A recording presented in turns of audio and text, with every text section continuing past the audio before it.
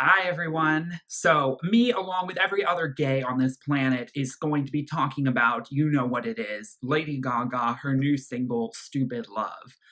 I am extremely, like I said, almost kind of out of words to say, how elated I am to be able to discuss a new Lady Gaga song. It's been so long since she has actually delivered solo material that's not attached to A Star is Born.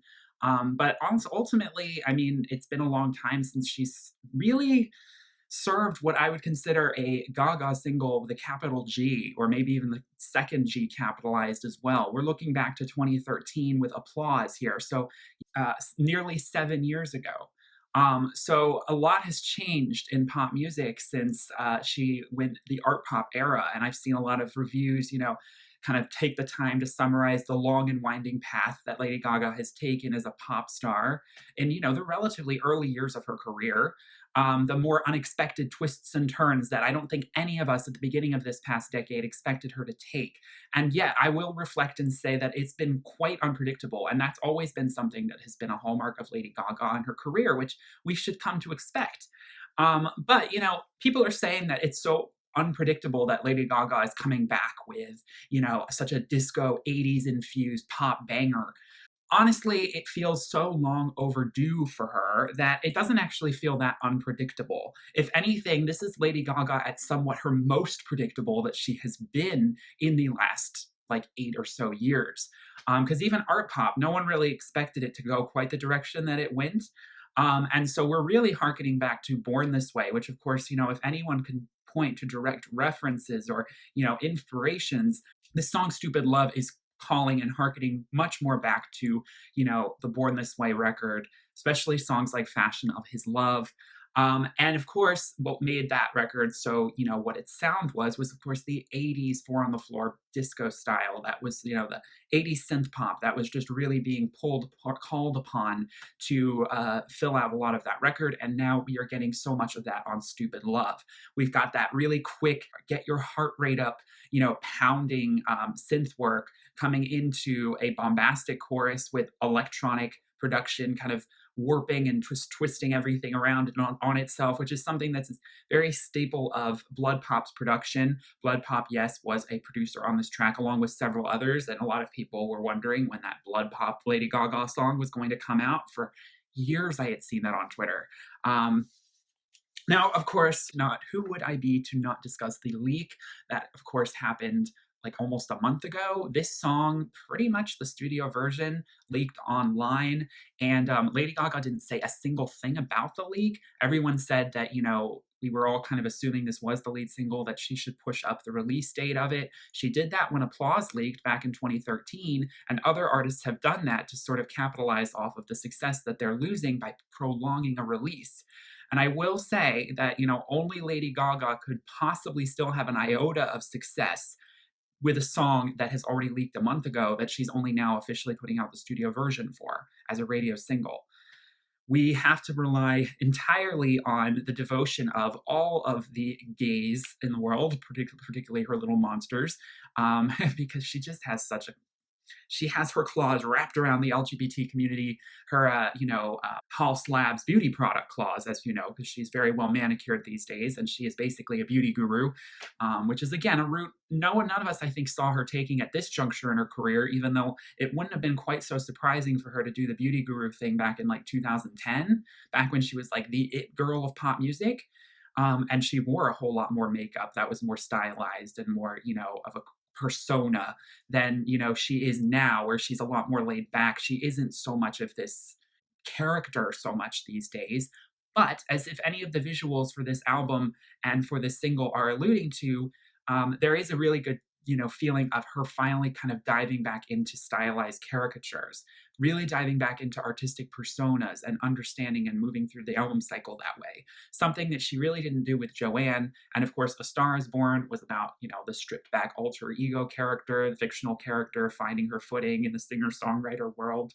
The country guitar is being hung up, the Nashville boots putting aside, and we're back in the electropop studio.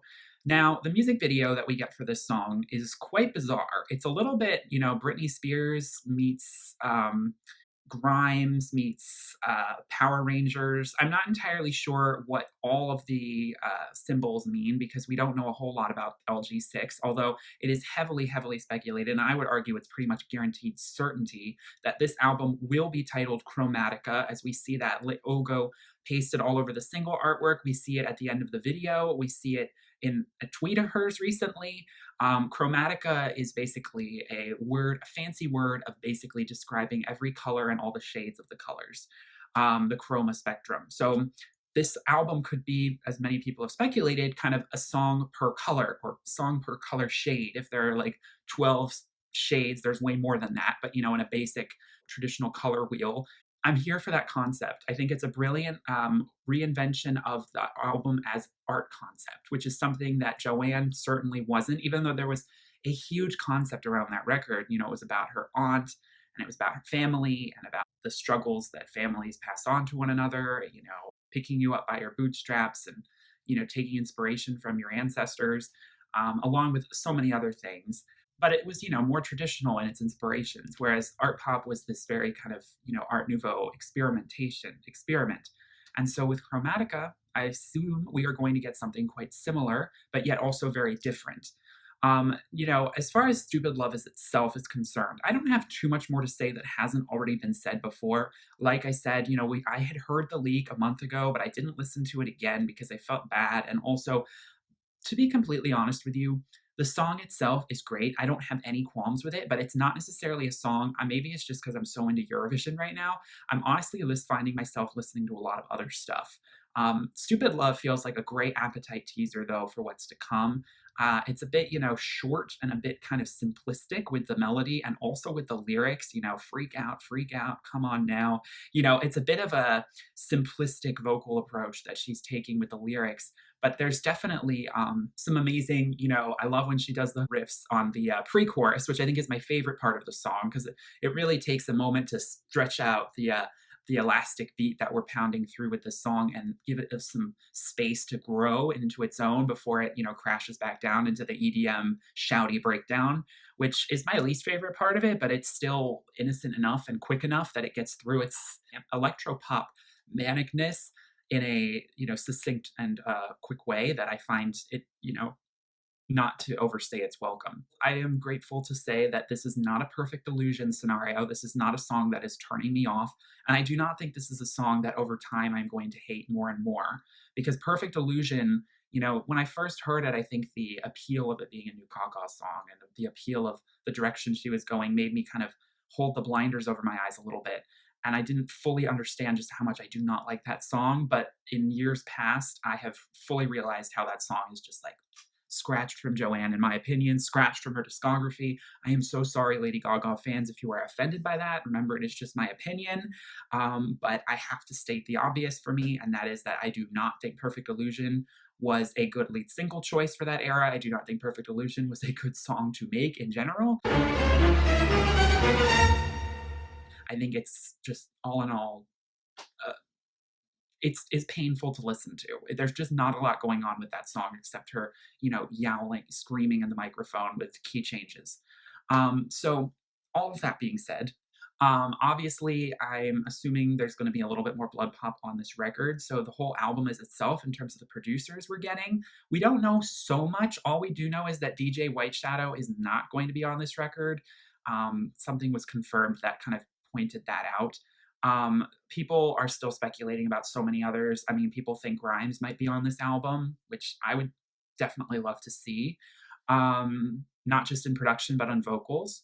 And, I do think we're going to get more Mark Ronson, which I'm not a big fan of Mark Ronson. I think he kind of ruined Joanne, in my opinion, but, maybe he can pull something together with her. Yeah, I mean, as far as, Red One and stuff, I don't know. I don't know if we're going to be getting Space Cowboy. I don't know if we're going to be getting those, those old school producers. Yeah, Dark Child. No, wouldn't that be nice? No, but I think that, it'll be eclectic. Whatever this record ends up coming to be, which a lot of people think it'll be in April. So not very far from now. We will be probably figuring out, and learning more about what this album really is, if it really is titled Chromatica. And so, I guess basically to summarize my thoughts, I will just say that yes, I'm very excited. I do think that the music video, it was shot on an iPhone. I mean, it's a kind of more of a continuous shot piece. There's not so much cutaway, and it obviously looked like. I mean, the green screen was a little obvious. I'm not really super mad about that. I do think the costuming is interesting. Like I said, it's a bit like Power Rangers meets sort of like a praying mantis visor helmet thing meets like God knows what else. I don't know. And they do have like these tribes of characters that are sort of in different colors. And there's this fight scene in the music video between, these different colors. Each group has its own symbol. That's this like really kind of unique crest that symbolizes the color and probably, the group that group comprises of. And Gaga is dressed as the pink group, and they are the kindness punks. And like I said, they're fighting, in this crystal, other world. It's very Star Wars, galaxy far, far away, sort of setting. Like I said, it gives me Britney Spears' "Whoops, I Did It Again" video with that space vibes. And they at first look like they're kind of having, like I said, this dance battle kind of thing going on, but they all do join in for choreography, and there is pretty good choreography. Her choreography has been such a staple of her videos in the past, and there's always been like very distinct, obviously well rehearsed choreo. And the choreo didn't jump off the page, I think, so much in this video, but it was definitely there. I just think that's because the song it's a little bit more loose in its energy, and I don't think that the tight choreo was really the point for it. Um, I'm hoping that there's a real, kind of esoteric aspect to this record because of the visuals we're getting. We're rocket number 9, take us to the planet. We're going to, we're going into outer space. We're going to another planet. We're doing another sort of intergalactic sort of Spice Girls meet Space Age, sort of union here.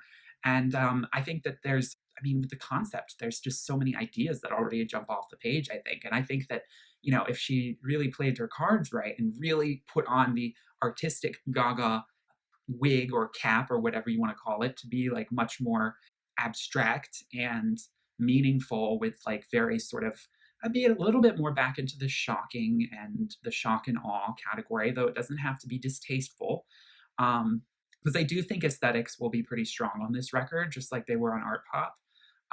And I do think that there will be a lot of really gorgeous wackiness, colorful wackiness, and kind of psychedelic inspiration coming through there, and yet being sort of, like I said, classic 80s pop. I think all of these things can come together wonderfully to make this album much more, I think, Born This Way's little sister than even Art Pop's. Even though Art Pop is more colorful, you would think Art Pop would be the obvious comparison.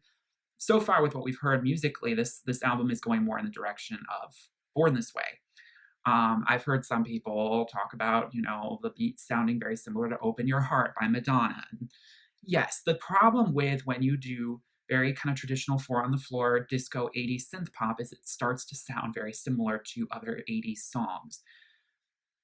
I don't really think the melody is really ripping off much, but I do think, you can't avoid it. It's a traditional kind of electropop style. You can't avoid it. So that's all I have to say about that. I don't really believe that there's any real kind of plagiarism going on there or any of that, but Madonna fans are going to go there, and I don't like to have to pick a side between Lady Gaga and Madonna. I don't like to have to pick a side. 2012 was a very difficult time. So anyway, that's all I'm going to say. I'm just rambling on, but I do see a bit of Grimes inspiration in there, and also maybe some Bayonetta inspiration, because we all know that Lady Gaga's a bit of a gamer girl, and that she was streaming and playing that game. So I could see sort of the spandex wearing, neon goddess kind of coming through a bit there, neon space goddess energy. So I'm here for that. I'm interested to see, like I said, how this all ties into Enigma, how this all kind of unfolds itself with all the music videos we get. Are we getting a full visual album? Are we getting, I don't know. I don't know how this rollout's going to go, but I just hope that it is not sloppy like the art pop era was. The art pop era was just completely, things were shelved. The music videos that were supposed to come out never did. Then, of course, there's the R. Kelly unfortunate situation. And then there was, like some things, some choices that were made with, performances that I just don't think helped market her to the mainstream. Because at the end of the day, it all does come down to how is this song really going to do on the charts? Katy Perry has tried to, come back this past year, and flopped really bad. So I'm not entirely sure what Lady Gaga's chances are, but I think she does have pop music still in her corner, especially since she kind of is giving the gays what they've always asked from her for so many years. I don't see how this song won't do well. I don't know if it'll be number one. I don't know in compared to her cast, records how successful it will be, but I don't think it'll flop. I really do think the success that she's had, being an Oscar winner, from like all the things she's done, that's been much more a different form of being in the public eye, going back to this sort of more wacky, colorful dance goddess is going to be an interesting transition. But I really do think that her fans have not abandoned her, even though she did take her time releasing this project. And I'll say more about it when the album comes out. I'm kind of rambling, but I did feel like I needed to get all my thoughts out about this. Let me know in the comments what you think. Are you excited that, what we get from her after so long is a song like this? Or are you a little disappointed? Were you expecting something different, or maybe even more edgy? Because, in some ways this song is a bit predictable. It's got nice production, but it's, like I said, it's kind of a simplistic 80s pop disco song. It's very throwback. But it's so refreshing to hear her belting over those beats again, and just feeling that energy. It made me feel like I was in high school again, which was a nice feeling. And like I said, the wonderment of what she's going to do next. What stories is she going to tell in this really kind of wacky, unnerving way that still works, to sell a message and be crazy and be art house, and really kind of live up to the Gaga part of her name. I'm really interested to see where we're going.